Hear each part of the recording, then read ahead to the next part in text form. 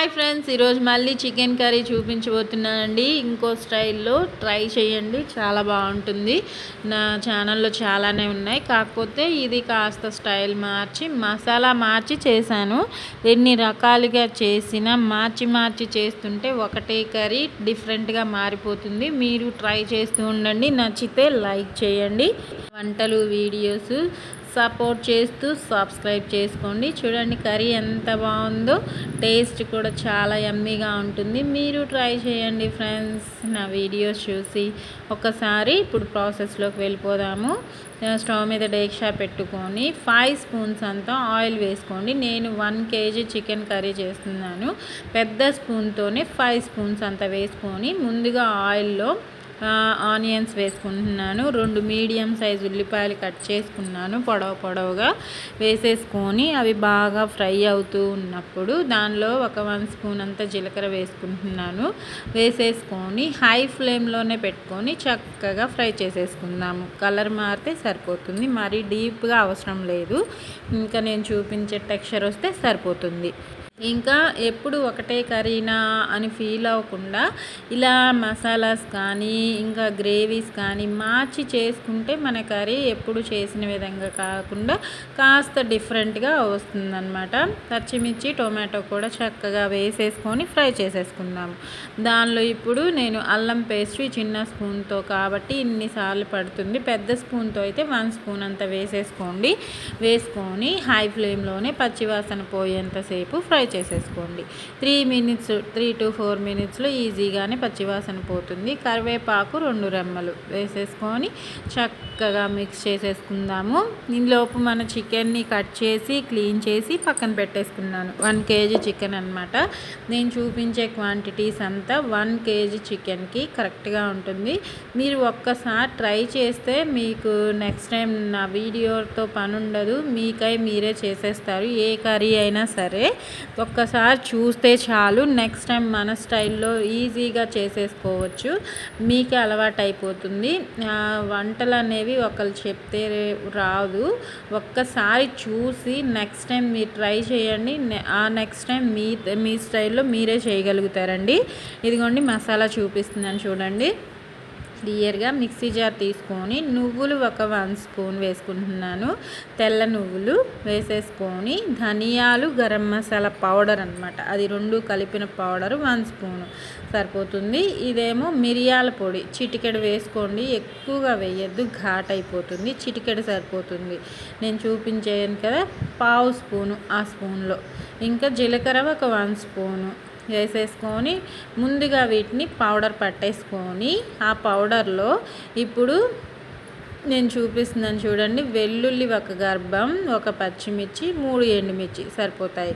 ఎక్కువగా వేసుకోవద్దు, మళ్ళీ స్పైసీగా అయిపోతుంది. కావాలంటే తగ్గించుకోండి. నేను చేసే ఈ కర్రీకి సరిపోతుంది. మసాలా ఇలా పట్టేసుకొని పక్కన పెట్టేసుకుందాము. ఈలోపు మన చికెన్ చూద్దాము ఎక్కడి వరకు కుక్ అయిందో. మూత తీసి చెక్ చేసుకుందాము.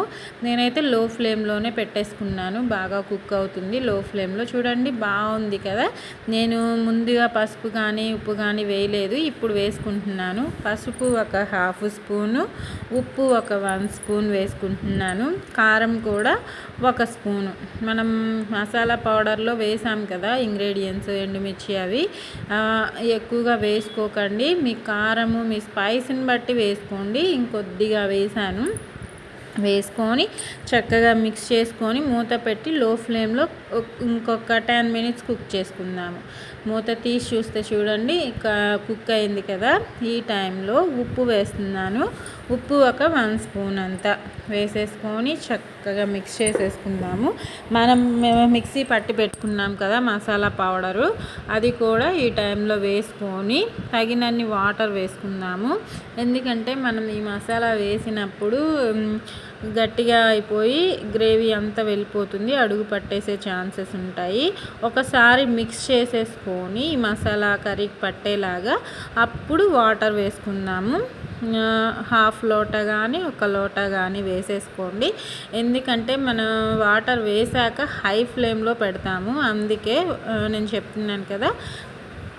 హాఫ్ లోటా వాటర్ వేస్తున్నాను నేనైతే. మీరు క్వాంటిటీస్ని బట్టి పెంచుకోండి, తగ్గించుకోండి. ఒకసారి ఇలా మిక్స్ చేసుకొని మూత పెట్టి హై ఫ్లేమ్లోనే పెట్టేసుకోండి. ఎందుకంటే కర్రీ ఆల్రెడీ కుక్ అయింది కాబట్టి హైలో పెడితే ఆ వాటర్ అంతా దగ్గర పడతాయి.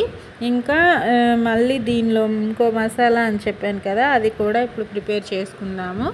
అదేమిటో కాదు, ఇదే మిక్సీ జార్లో జీడిపప్పులు ఒక 5 నుంచి 6 దాకా వేసుకోండి. గసగసాలు 1 స్పూన్ అంతా, దానిలోనే ఎండు కొబ్బరి ఉంటే పచ్చి కొబ్బరి అయినా వేసుకోండి, బాగుంటుంది టేస్ట్.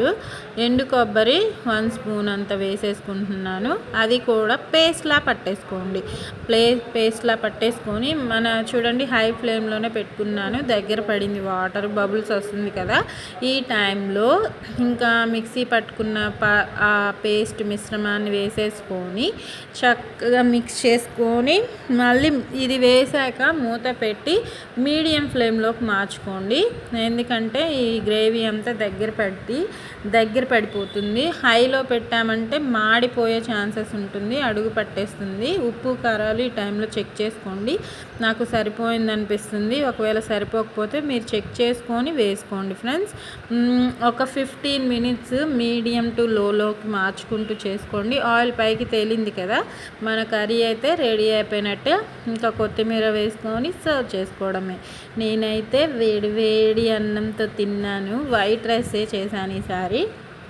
మీరు ఏ రైస్తో అయినా తినొచ్చు, చపాతీతో అయినా తినొచ్చు, దేనిలో అయినా ఎంజాయ్ చేయండి, సూపర్గా ఉంటుంది. నచ్చితే లైక్ చేయండి, నా వీడియో నచ్చితే కామెంట్ పెట్టండి. మీరు చేశాక ఎలా వచ్చిందో ఆ విషయం కూడా నా కామెంట్స్లో చెప్పండి. ఉప్పు కారాలు అన్నీ కరెక్ట్గా ఉన్నాయి. ఆరోగ్యంగా తినండి, సంతోషంగా ఉండండి. Bye friends.